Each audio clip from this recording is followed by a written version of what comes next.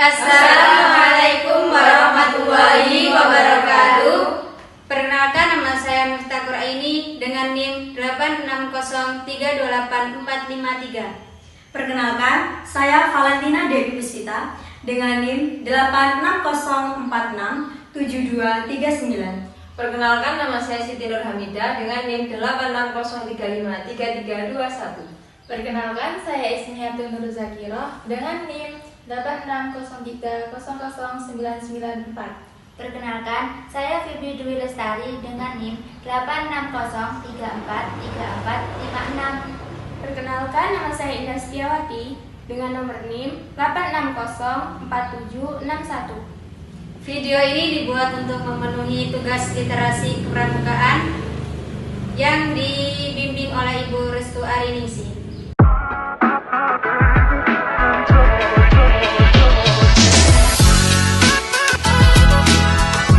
Assalamualaikum warahmatullahi wabarakatuh. Halo sobat teman-teman, ketemu lagi nih dengan saya Miftah Quraini. Kali ini kita akan membahas tentang korupsi. Ternyata tindakan korupsi sudah menjalar dari level tertinggi sampai ke kelas terendah. Mereka bilang budaya kita adalah lagu daerah dan seni tari, tapi mengapa korupsi yang menjadi lestari? Nah, penasaran kan gimana penjelasannya? Makanya tetap stay di podcast kami. Tentu saja kali ini saya tidak sendiri. Saya akan mengundang tamu-tamu spesial saya.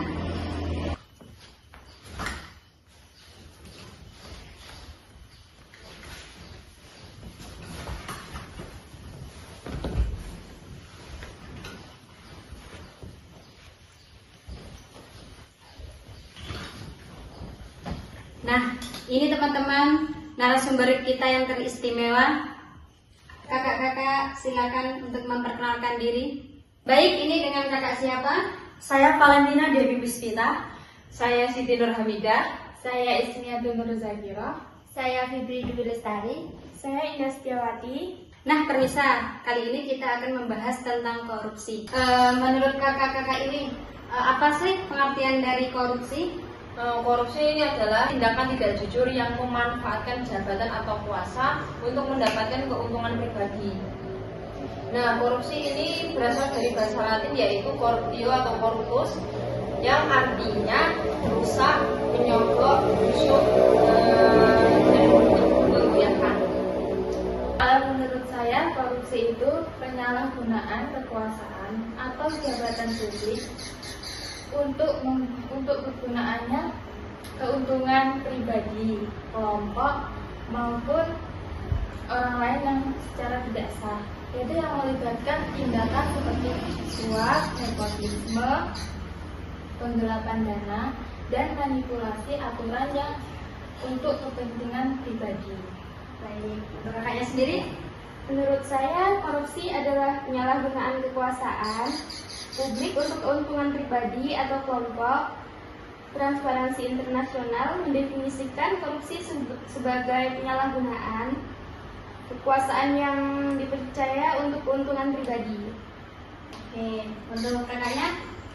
Kalau menurut saya, korupsi itu penyalahgunaan kekuasaan publik untuk keuntungan pribadi. Kalau menurut saya, korupsi itu tindakan yang tidak jujur, memanfaatkan jabatan atau kuasa, keterlibatan pribadi itu sendiri. Oke, kan ini kita sudah membahas apa isu korupsi. Sekarang dampak korupsi bagi masyarakat itu apa aja? Dapat merusak fondasi ekonomi, yaitu dana publik yang seharusnya untuk kepentingan masyarakat dan kesehatan seringkali digunakan untuk kepentingan pribadi sendiri. Nah, selanjutnya kita akan membahas tentang faktor penyebab korupsi. Faktor penyebab korupsi itu biasanya dilihat dari segi faktor pribadi, faktor ekonomi, faktor lingkungan, faktor organisasi, dan faktor politik.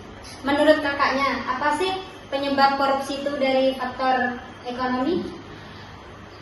Penyebab korupsi dari faktor ekonomi yaitu kemiskinan dan pendapatan yang menyimpang seperti gaji rendah. Orang dalam kondisi seperti ini lebih rentan melakukan korupsi karena memerlukan biaya pribadi, kepentingan pribadi. Baik, selanjutnya dari faktor lingkungan. Menurut kakak apa itu? Menurut saya faktor penyebab dari lingkungan yaitu rendahnya moralitas dan etika. Pendidikan yang kurang menekankan nilai-nilai anti korupsi dapat memperparah situasi ini sehingga korupsi dianggap sebagai hal yang wajar. Selanjutnya dari faktor pribadi. Menurut saya, faktor pribadi atau individual itu seperti moral dan integritas lemah, gaya hidup, dan keserakahan. Selanjutnya dari faktor politik, apa itu Kak?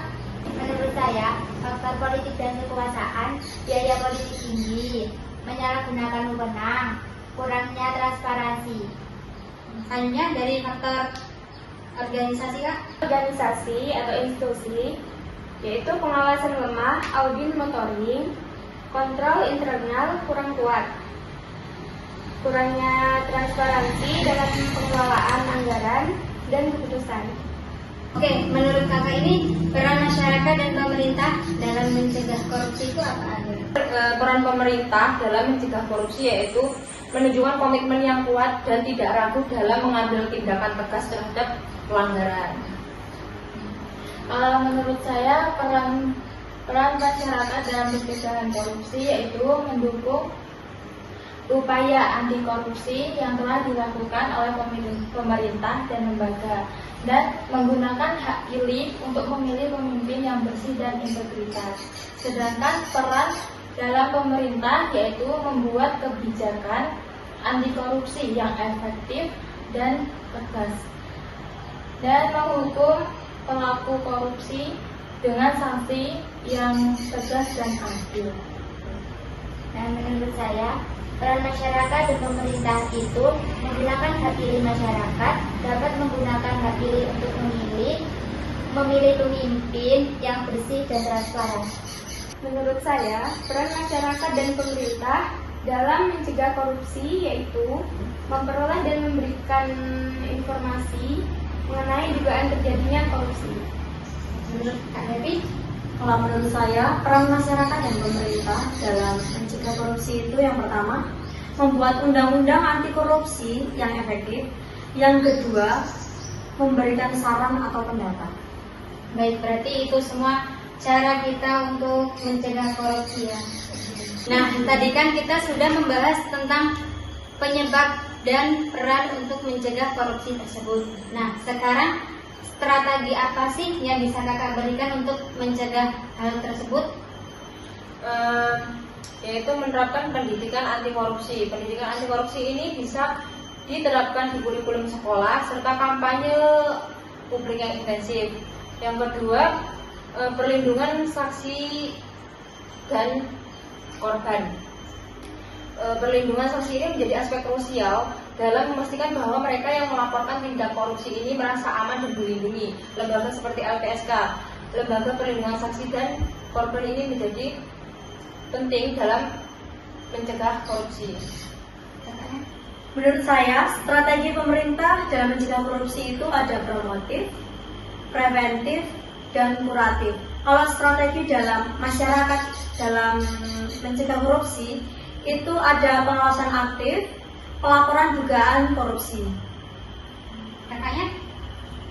Menurut saya itu penguatan registrasi dan kebijakan pemerintah, terus memperkuat regulasi dan kebijakan terkait mencegah korupsi. Untuk Kak Fibri?